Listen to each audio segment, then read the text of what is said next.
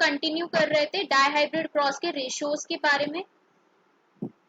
Phenotypic ratio की अगर हम बात करें तो 9:3:3:1 आता है डायहाइब्रिड क्रॉस में। 9 किसको रिप्रेजेंट करता है? Round yellow. 3 रिप्रेजेंट करता है राउंड ग्रीन। देन नेक्स्ट वाला 3 wrinkled yellow, next wrinkled green. ये बॉक्स है, आप इसमें से चेक कर सकते हैं, यही रिजल्ट निकल कर आता है। थर्ड लॉ कौन सा होता है? Law of independent assortment. Law of independent assortment क्या कहता है कि जो दोनों ट्रेड्स होते हैं, जो दोनों कैरेक्टर होते हैं, वो सेग्रीगेट करते हैं, वो इंडिपेंडेंट होते हैं, किसी पर भी डिपेंड नहीं करते। यहाँ पर आप डेफिनेशन देख सकते हैं, when two pairs of traits are combined in a hybrid, one pair of characters segregates independent of the other pair of characters। जब भी दो पेयर ऑफ ट्रेट कंबाइन होंगे, साथ में आएंगे एक हाइब्रिड के अंदर, one pair of character segregate करेगा, इंडिपेंडेंट होगा अदर पेयर ऑफ कैरेक्टर से। यही हमने देखा। फ्रीक्वेंसी कितनी आती है? 25% आती है। ये बात हो गई किसके बारे में? लॉज ऑफ इनहेरिटेंस के बारे में। अब इसके बाद में जो नेक्स्ट टॉपिक है चैप्टर में वो क्या है? Chromosomal theory of inheritance. Chromosomal theory of inheritance क्या होता है? क्रोमोसोमल थ्योरी ऑफ इनहेरिटेंस के अंदर जो मेंडल थे, उनके काम को ना अनरिकॉग्नाइज था उनका काम। उनको रिकॉग्नाइज करने का काम 3 लोगों ने किया था। किस किसने? कार्ल कॉरेंस, नाम आपको आगे शो होंगे, कार्ल कॉरेंस, टेस वॉन मार्क और वॉन टेस्मार्क ने। इन तीनों ने इसके काम को क्या दोबारा से रीडिस्कवर किया था। तो मेंडल का काम अनरिकॉग्नाइज था क्यों? उसके सेवरल रीजंस थे। सबसे पहले हम वो देखते हैं। फर्स्ट रीजन क्या था? Lack of communication and publicity. उन्होंने अपने काम को दूसरे लोगों तक नहीं पहुंचा पाए थे, पब्लिसिटी नहीं हुई थी। और जो उनका कॉन्सेप्ट था फैक्टर्स का, जिनको बाद में क्या कहा गया? जीन्स। मैंने आपको बताया as discrete unit that did not blend with each other. Blend मतलब क्या होता है? मिक्सिंग। उसकी मिक्सिंग नहीं होती है, और अगर मिक्सिंग नहीं होगी तो वेरिएशन नहीं होगा, बट वेरिएशन तो प्रेजेंट है। तो ये भी क्या उनके काम में एक लेग पॉइंट था। Mendel's approach to explain biological phenomenon with the help of mathematics. उन्होंने बायोलॉजिकल फिनोमिनन को क्या किया था? मैथमेटिकल एक्सप्लेनेशंस दी थी, बट बायोलॉजी के अंदर मैथमेटिकल एक्सप्लेनेशंस को क्या एक्सेप्ट नहीं किया गया था। तो 1990 के अंदर क्या हुआ? ये 3 साइंटिस्ट थे, Hugo de Vries, Carl Correns and von Tschermak. इन तीनों ने इसके काम को क्या रीडिस्कवर किया था। उसके बाद में एक थ्योरी निकल के आई हमारे सामने, क्या? Chromosomal theory of inheritance. ये थ्योरी अपने आप में बहुत ज्यादा इंपॉर्टेंट है, तो आप इसको अच्छे से समझिएगा। क्रोमोसोमल थ्योरी ऑफ इनहेरिटेंस के ये सभी पॉइंट्स हैं। क्रोमोसोमल थ्योरी ऑफ इनहेरिटेंस कब स्टार्ट हुई? 1900 के अंदर, जब माइक्रोस्कोपी क्या होता है? माइक्रोस्कोप्स के अंदर एडवांसमेंट आई, तो क्रोमोसोम्स को डिस्कवर किया गया। जैसे ही क्रोमोसोम को डिस्कवर किया गया, एक नाम निकल के आता है, क्या? Sutton and Boveri. इन्होंने डिस्कवर किया। इन्होंने क्या डिस्कवर किया? इन्होंने ये डिस्कवर किया कि जो क्रोमोसोम का बिहेवियर है, जो क्रोमोसोम का वर्क है, वो जीन्स के बिहेवियर के बिल्कुल पैरेलल है, बिल्कुल सेम सा है। क्रोमोसोम और जीन्स दोनों ही पेयर्स में होते हैं। 2 allele of a gene pair locate होते हैं एक साथ। पेयर में होंगे, लोकेट कहाँ पर होंगे? Homologous site of homologous chromosome. Location आपको याद रखनी है। इसके अलावा सटन एंड बोबरी ने क्या प्रपोज किया? सटन एंड बोबरी ने कहा कि it is the pairing and separation of a pair of chromosomes that ultimately leads to segregation of the pair of factors they carry। होता क्या है? यही जो पेयर्स होते हैं, ये बाद में, यही पेयर्स बाद में क्या सेग्रीगेट कर जाते हैं, सेपरेट कर जाते हैं, और क्या होता है? ये लीड करते हैं separation of pair of factors they carry. Union of knowledge. अब यही जो नॉलेज थी, किस किस की नॉलेज? कि क्रोमोसोम सेग्रीगेशन की नॉलेज और मेंडल के प्रिंसिपल, मेंडेलियन प्रिंसिपल्स वही जो हमने देखे। इन्हीं दोनों की जो नॉलेज को एड ऑन कर दिया, यूनियन कर दिया, मिला दिया गया, और यही सारी नॉलेज आपस में मिलके क्या कंस्टिट्यूट किया, क्या इन्होंने बनाया? इन्होंने बनाया क्रोमोसोमल थ्योरी ऑफ इनहेरिटेंस। ये किसके बारे में था? क्रोमोसोमल थ्योरी ऑफ इनहेरिटेंस के बारे में था। इसके बाद में डाई हाइब्रिड क्रॉस की गई थी ड्रोसोफिला के अंदर। ड्रोसोफिला का फुल नेम क्या होता है? Drosophila melanogaster. ड्रोसोफिला मेलानोगास्टर का जो कॉमन नेम होता है वो होता है फ्रूट फ्लाइज, और साइंटिफिक नेम तो ये है। जो एक्सपेरिमेंट किया था, किसने किया था? थॉमस हंच मॉर्गन ने किया था। इन्होंने डिस्कवर किया था, क्या डिस्कवर किया था कि जो सेक्सुअल रिप्रोडक्शन होता है उसके अंदर वेरिएशंस होती हैं। इसके बाद में दो टर्म्स निकल कर आई थी, लिंकेज एंड रिकॉम्बिनेशन, वो नेक्स्ट स्लाइड में डिस्कस करेंगे। अब बात करते हैं कि ड्रोसोफिला मेलानोगास्टर को चूज क्यों किया गया था।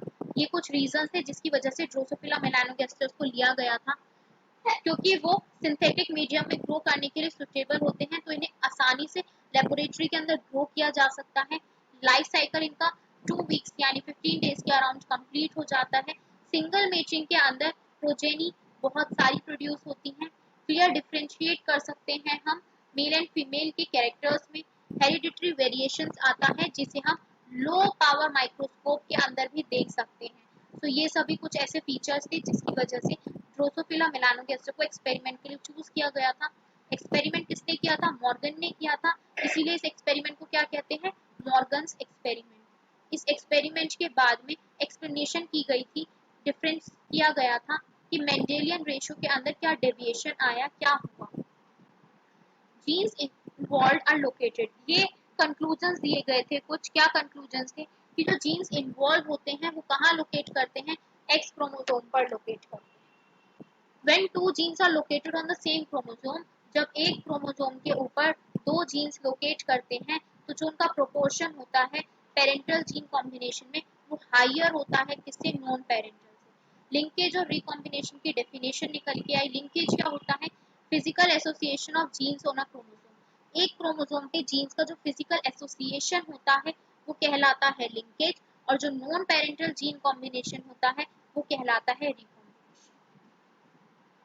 इसके बाद में रिकॉम्बिनेशन अगेन दो टाइप्स का होता है, कौन कौन सा? लो रिकॉम्बिनेशन और हाई रिकॉम्बिनेशन। लो रिकॉम्बिनेशन के अंदर क्या होगा?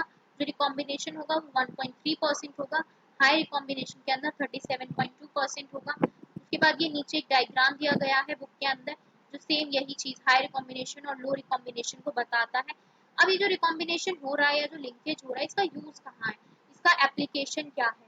इसके एप्लीकेशन के लिए एक नाम है एल्फ्रेड स्टॉल्टमेंट।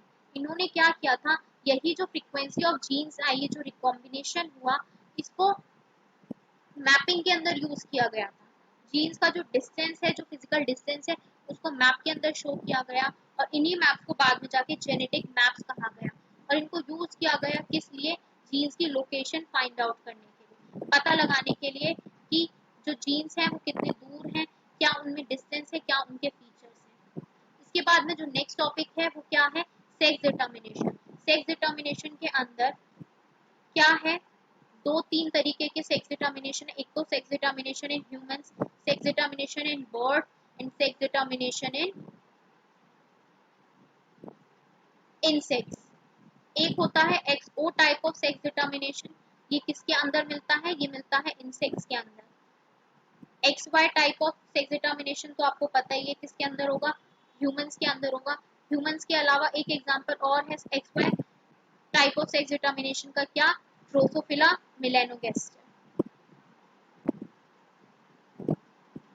यहाँ पर ये लिखा है एग्जाम्पल किसका? X Y type of sex determination. अब जो ये होता है ये अगेन दो टाइप का होता है, मेल हेट्रोगेमी और फीमेल हेट्रोगेमी। मेल हेट्रोगेमी के अंदर तो हमारे दो आते हैं, एक्सओ और एक्स वाई। एक्सओ कौन सा? इंसेक्ट वाला। एक्स वाई कौन सा? ह्यूमंस या फिर ड्रोसोफिला वाला। एक होता है फीमेल हेट्रोगेमी। फीमेल हेट्रोगेमी के अंदर एक नए तरीके का आता है, कौन सा? Z Z Z W. किसके अंदर पाया जाता है? बर्ड्स के अंदर। आगे देखते हैं।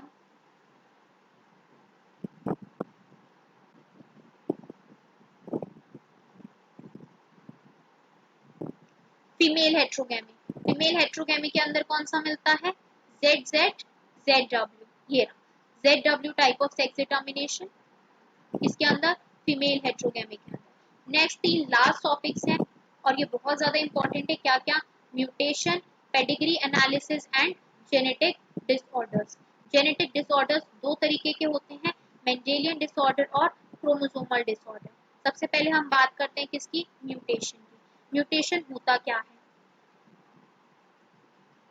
जो डीएनए का सीक्वेंस होता है उसमें ऑल्टरेशन हो जाता है, कुछ चेंजेस आ जाते हैं जिसकी वजह से ऑर्गेनिज्म के जीनोटाइप और फिनोटाइप में चेंज हो जाता है, और इसी प्रोसेस को हम क्या कहते हैं, म्यूटेशन। म्यूटेशन दो टाइप का होता है, पॉइंट म्यूटेशन और frame shift mutation. Point mutation के अंदर एक सिंगल बेस पेयर चेंज हो जाता है, और फ्रेम शिफ्ट म्यूटेशन के अंदर क्या होता है, डिलीशन या फिर इंसर्शन, यानी एडिशन और डिलीशन जब भी होगा डीएनए सीक्वेंस के अंदर, डिलीशन क्या, बीच में से ये पार्ट डिलीट हो गया या फिर कुछ पार्ट ऐड ऑन हो गया, किसका एग्जांपल है, ये फ्रेम शिफ्ट म्यूटेशन का एग्जांपल है। और पॉइंट म्यूटेशन में क्या होगा, एक सिंगल बेस पेयर चेंज हो जाएगा। इनका यूज हम आगे डिटेल में पढ़ेंगे जब हम डिसऑर्डर्स पढ़ेंगे। पेडिग्री एनालिसिस क्या होता है, पेडिग्री एनालिसिस के अंदर हम एनालिसिस करते हैं इनहेरिटेंस के ट्रेट्स का। सेवरल ट्रेट्स होते हैं एक जनरेशन के अंदर, उनका एनालिसिस किया जाता है, फैमिली ट्री बनाते हैं, और हम इसको यूज कहाँ करते हैं, इससे हम ट्रेस करते हैं कि कोई डिजीज तो नहीं है, कोई स्पेसिफिक ट्रेट या कोई एबनॉर्मेलिटी तो नहीं है जो again and again generation to generation transfer होती जा रही है। इसकी स्टडी के लिए हम पेडिग्री एनालिसिस करते हैं। ये कुछ साइंस एंड सिंबल्स हैं, आप देख सकते हैं स्क्रीन पे, मेल फीमेल, ये सब साइंस बहुत ज्यादा इंपॉर्टेंट है। इन्हीं के बेसिस पे हम पेडिग्री चार्ट बनाते हैं और उसके बाद में हम फाइंड आउट कर लेते हैं। ये रहा पेडिग्री चार्ट, इसमें आप देखो ये जो रेड कलर से रिप्रेजेंट हो रहा है, इसका मतलब है ये अफेक्टेड है। दो तरीके की डिजीज निकल के आती है, autosomal recessive and autosomal dominant. Autosomal dominant का एग्जांपल है मस्कुलर डिस्ट्रॉफी, ऑटोसोमल रिसेसिव का एग्जांपल है सिकल सेल एनीमिया। ये अभी तक हमने पढ़ा म्यूटेशन और पेडिग्री एनालिसिस के बारे में। अब लास्ट पढ़ते हैं जेनेटिक डिसऑर्डर्स के बारे में। जेनेटिक डिसऑर्डर्स के अंदर दो तरीके के डिसऑर्डर्स आते हैं, Mendelian disorders and chromosomal disorder. Mendelian disorders तीन तरीके के होते हैं, autosomal dominant, autosomal recessive and sex linked. Autosomal dominant का एग्जांपल है मस्कुलर डिस्ट्रॉफी, ऑटोसोमल रिसेसिव का एग्जांपल है sickle cell anaemia and sex linked का एग्जांपल है हीमोफीलिया। हीमोफीलिया एक सेक्स लिंक्ड रिसेसिव डिजीज होता है, इसका ट्रांसमिशन अनअफेक्टेड फीमेल से होता है। अनअफेक्टेड मैंने क्यों कहा, क्योंकि यहाँ पे जो फीमेल होती है वो कैरियर का काम करती है। फीमेल को डिजीज नहीं होता, बट जो उसकी प्रोजेनी होती है उसको डिजीज होता है, वो भी मेल प्रोजेनी को। ये बात की हमने हीमोफीलिया के बारे में। अब बात करते हैं सिकल सेल एनीमिया के बारे में। सिकल सेल एनीमिया कौन सा डिजीज टाइप है, autosomal recessive. Autosomal recessive disease type है, इसमें होता क्या है, जीएजी को रिप्लेस कर देता है जीयूजी। जी मतलब ग्वानिन, ए मतलब एडेनिन, और यहाँ पे ये जो यू है इसका मतलब यूरेसिल। जीएजी को कोड करता है ग्लूटामिक एसिड और जीयूजी को कोड करता है वेलाइन।